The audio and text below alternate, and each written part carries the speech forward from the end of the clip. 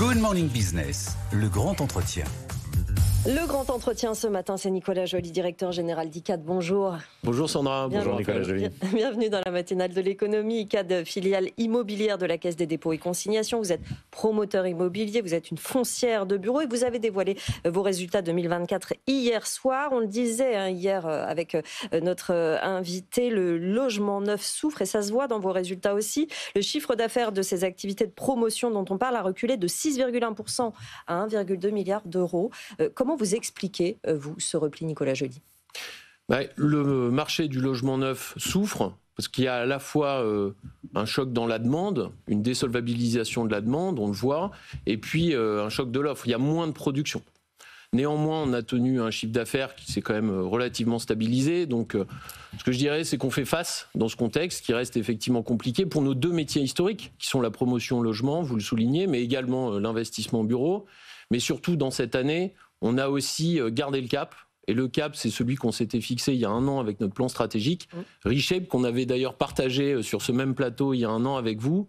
Et sur ce point, on a eu des avancées très concrètes avec les équipes sur le repositionnement d'immeubles de bureaux obsolètes qu'on a transformés en logements. Justement, on a lancé un certain nombre de développements pour des centaines de logements à Lyon, au Plessis-Robinson.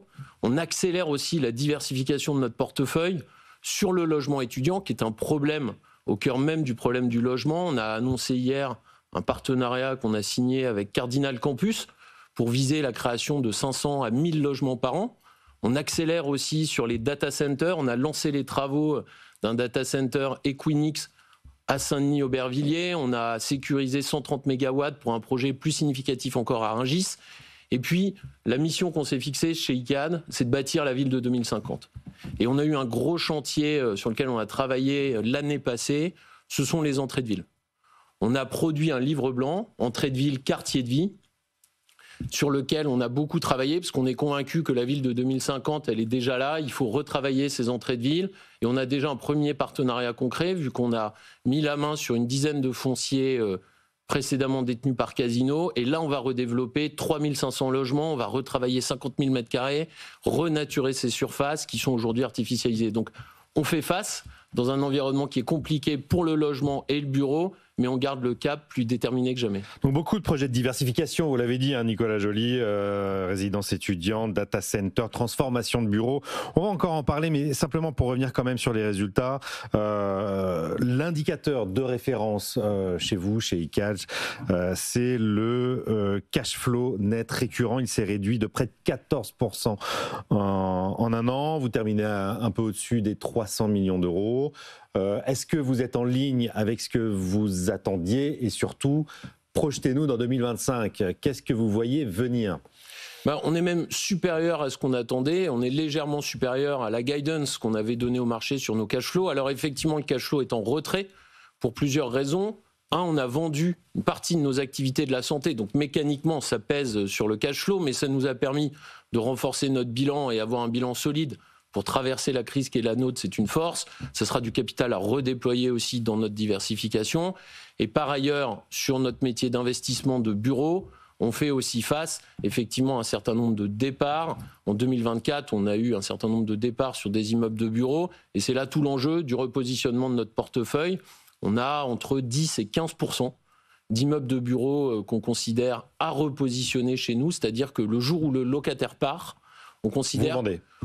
On vend si on peut vendre, mais la réalité, c'est qu'il faut d'abord le transformer pour pouvoir le vendre. Ouais. Parce qu'aujourd'hui, vous n'aurez pas un nouveau locataire de bureau qui viendra, parce que vous êtes sur des zones qui peuvent être un peu loin, un immeuble qui n'obéit pas forcément aux standards. Et c'est là tout l'intérêt d'être l'acteur intégré.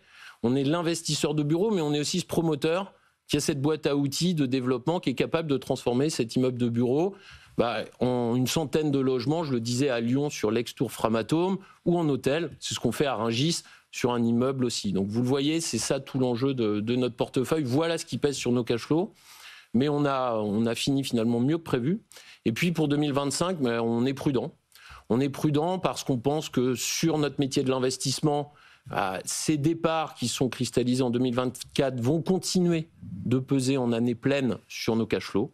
C'est normal. Néanmoins, on arrive quand même à signer. Vous l'avez vu, on a signé 133 000 m² dans le marché actuel C'est un formidable travail des équipes, il faut le saluer. Et puis sur la promotion, effectivement, on a eu un gros travail en 2024 de passer à la paille de fer notre portefeuille de projets. On a reconfiguré des projets, on a abandonné des projets. On a passé 85 millions de dépréciation dans nos comptes pour repartir d'une base saine.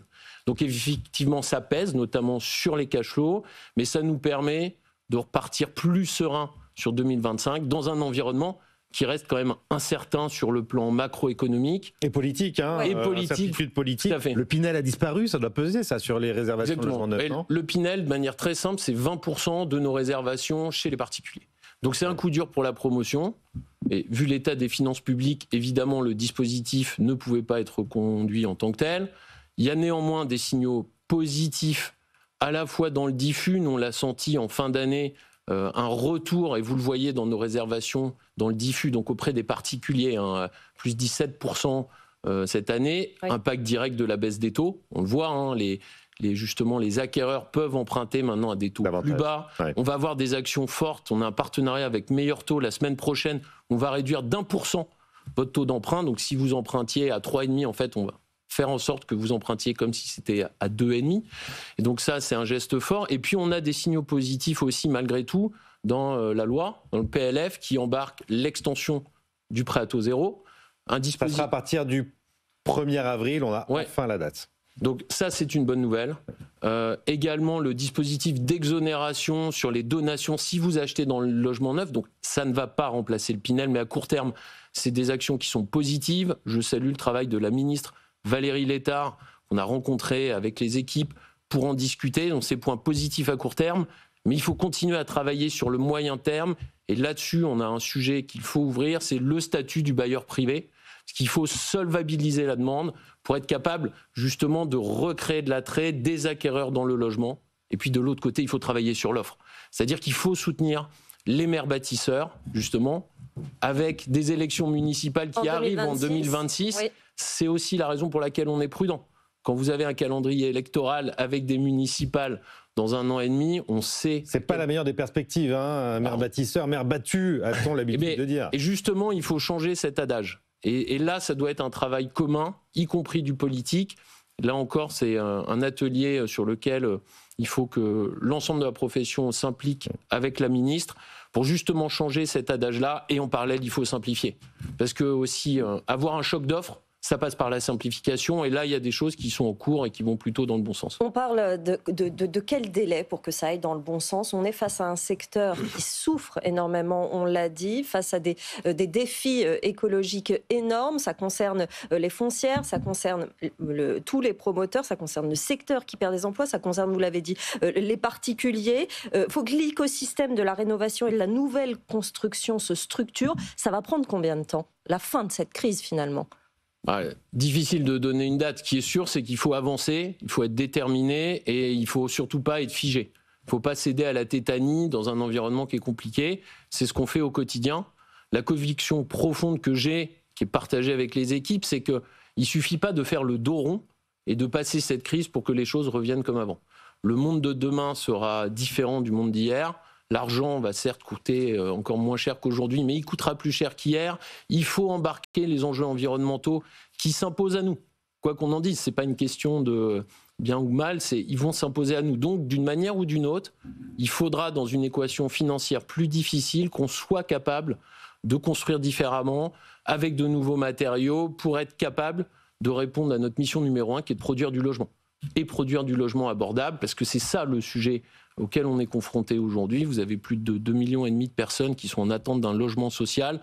On devrait produire 400 000 logements par an. On est très très loin de ce chiffre. Oui. Donc c'est ça l'enjeu numéro 1 sur lequel on doit être concentré et sur lequel les équipes d'ICAD sont évidemment très concentrées. Et du logement abordable avec toutes les nouvelles normes qui sont développées ces 4-5 dernières années, notamment des normes environnementales. C'est possible encore ?